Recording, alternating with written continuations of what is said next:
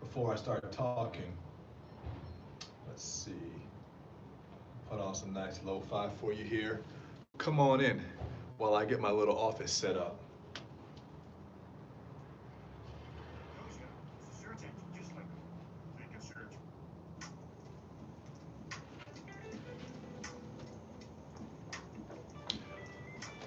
What's going on, friends? It's uh, it's Tuesday night. We're winding down on the West Coast. On the East Coast, you're already asleep. Mm.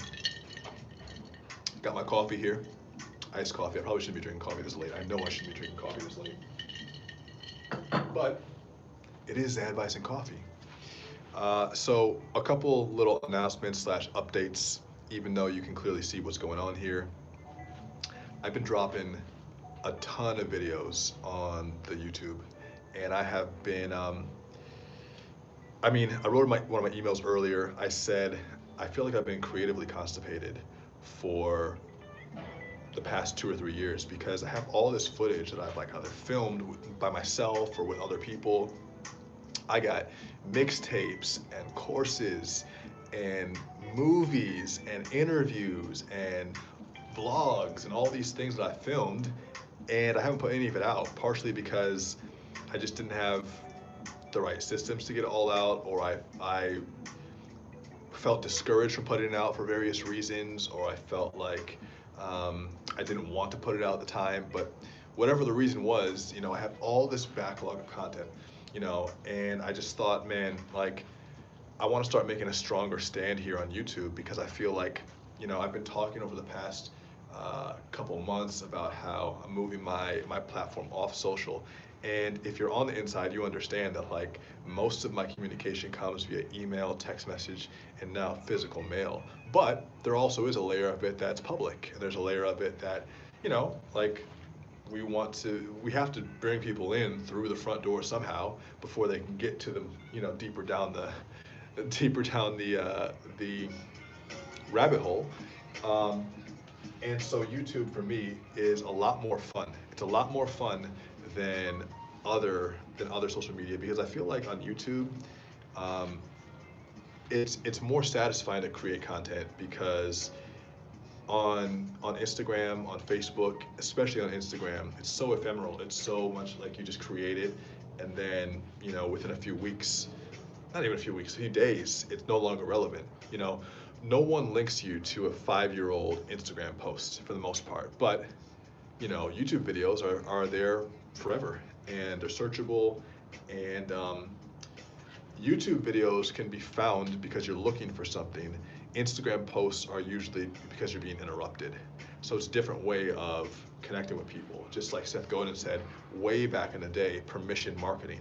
There's a certain level of YouTube that, especially if you're searching for something, you have to give permission to it to view it. Whereas with Instagram, it's like popping up in your face, and the way that the feed works is just, it's a different experience. So devoting more of my time and energy here because I think it's going to be more useful for you and for me, honestly, healthier for me. And with that, putting out a lot of work. I have a vision and a goal of getting to 100,000 subscribers on YouTube by the end of the year. We just passed 10K, and I'm putting together a contest now with a few friends of mine that we're gonna run to just like celebrate hitting 10K and also to bring more people in. So a lot of new projects popping off, but I wanted to talk today about something that's been on my mind recently, and I think it's specifically and very critically important with the millennial generation and the generation after us, Gen Z, so 20s and 30s. We need to learn how to go more directly to our goals. You need to learn how to go more directly towards your goal. What do I mean by that? I mean that a lot of times we we focus on trying to achieve or attain our goal in some roundabout way. So maybe, I'll take myself for instance. You know, when I was acting and making films back in 2007, 8, 9, um, 10, 10 years ago now, I had this idea that okay, well, I'm going to need more money to create films, so I'll go out and learn how to start a business, and the business will help fund me and make the films. And there is a certain value to that type of thinking, using one goal to accomplish another. But oftentimes what happens is we try to get to one goal through another means and we lose sight of the goal itself, or we're not devoted enough to the original goal to make it happen. A lot of us are thinking like, well, once I hit X amount of dollars in my business, then I'll start working on this project I really care about. Or once I get to a certain level of success in my career, that's when I'll finally start paying attention to these other things that are really important to me. And my advice to you would be to not use other benchmarks to determine the ferocity and the velocity at which you head towards the things that are really important to you.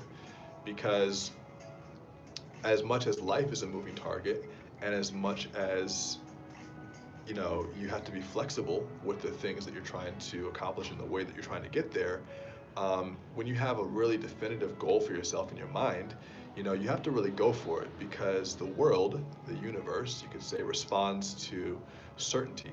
And it doesn't have to be a certainty of the method for you accomplishing something. The method and the means of accomplishing something, the ways of accomplishing something can vary at all times. If you look at, a map to a location, there are almost infinite ways, depending on where you're at, infinite ways that you can get to that location. But it's not necessarily about the path as much as it is about the direction. It's not as much about the speed as it is the direction. And I was talking to one of my clients about this today, and we were talking about like the speed at which we want to accomplish things. And it reminded me of this trainer that I used to work with back when I was working at the YMCA, probably 15 years ago now. And his name was Ray. He's an older guy, and he would train all the old moms and the grandmas for marathons. And when he was getting them ready to do like these 5Ks, which is, 5K is a big deal for someone who doesn't do anything physical, he would always say to them, hey, listen, it doesn't matter how fast you go, a mile's a mile. And I just think that's such a smart way of looking at things, especially when you're trying to accomplish a long-term goal. It's like the direction is so much more important than the speed, because speed can change based on circumstances. There are some times when you'll be making a lot of progress very quickly towards the goal, and other times where you're going to slow down. The other times where you got to take a pit stop, reevaluate, and take a new route. But if the goal itself never changes, if the intention itself never changes, then you'll always be moving in the right direction. You'll always be moving in the right direction, and that will be your North Star. So I would just encourage you to really go for what it is that you really want, and not purposely try to accomplish something other than what you want, just because you think it will help you achieve the real goal faster. Because if you keep the main thing, the world tends to line up in a way where that main thing falls into place, as long as you keep the vision intact. And it's not always easy, because there are going to be a lot of instances where you are persuaded or just dissuaded or tempted or scared, and that's going to make you think maybe the main thing shouldn't have been the main thing, or maybe I no longer want it to be the main thing. And hey, there's always a time when you have to determine whether you are on the right path, and there's a difference between quitting and giving up. Quitting, or I guess I should say, no, there's a difference between quitting and letting go. Um, Letting go is something that's made intentionally after weighing your options, and oftentimes letting go of something relieves pressure, and it actually is to your benefit. Quitting is giving up because something got too challenging or too difficult for you, and even though you would have wanted to continue, you couldn't. And oftentimes, we don't properly evaluate whether something is just temporarily hard and we need to push through, or whether we truly need to, like, you know, let go. And so I'd encourage you to think about your goals and think about whether what you've set out for yourself, the main thing, is still your main thing right now. And if it's not, what can you do to get more clear on what it is that you really want to accomplish, and go for it, rather than playing with all these little side destinations, hoping that something will pay off.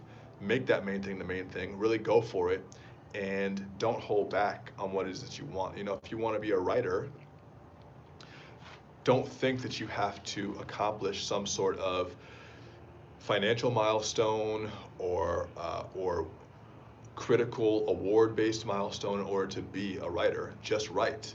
That's the main thing, and everything else will fall in around and behind that, because your intention is to write, and when you do that, things tend to move.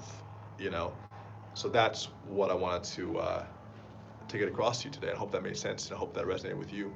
And yeah, so you know, I'm gonna be doing a lot more of these, even with these Zadvice and coffees. Like, there's no one watching this right now, and it is like 7 o'clock on the West Coast, and it's 10 p.m. on the East Coast.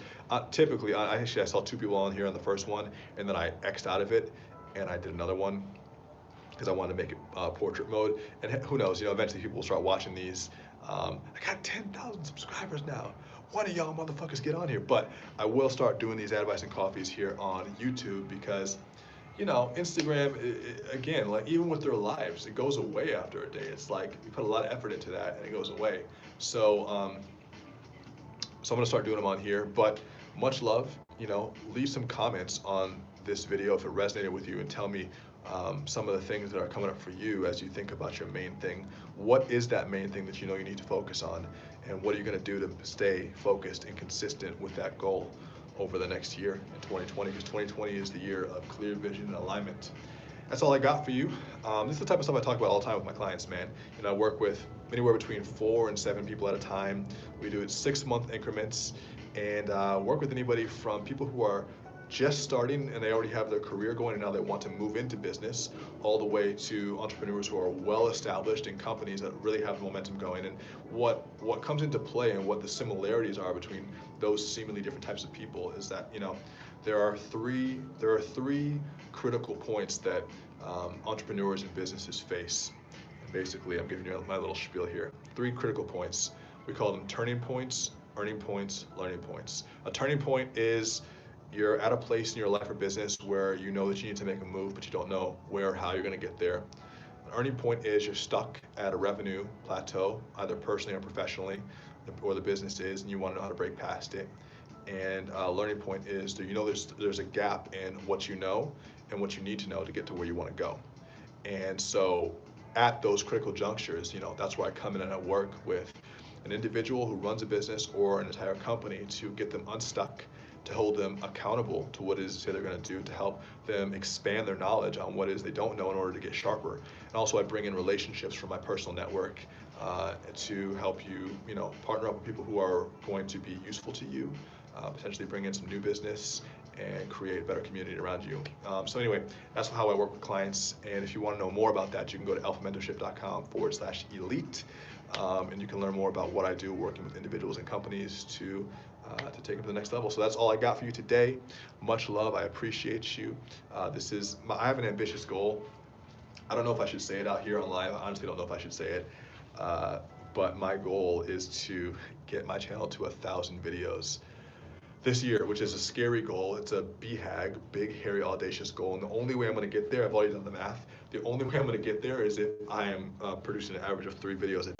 On YouTube, it's hard. So I do have a plan for it. It ain't going to be easy, and hopefully I can get there. But I know there's a correlation between number of videos that you have on your channel and number of total subscribers and views. But that's my goal. So you guys can follow along.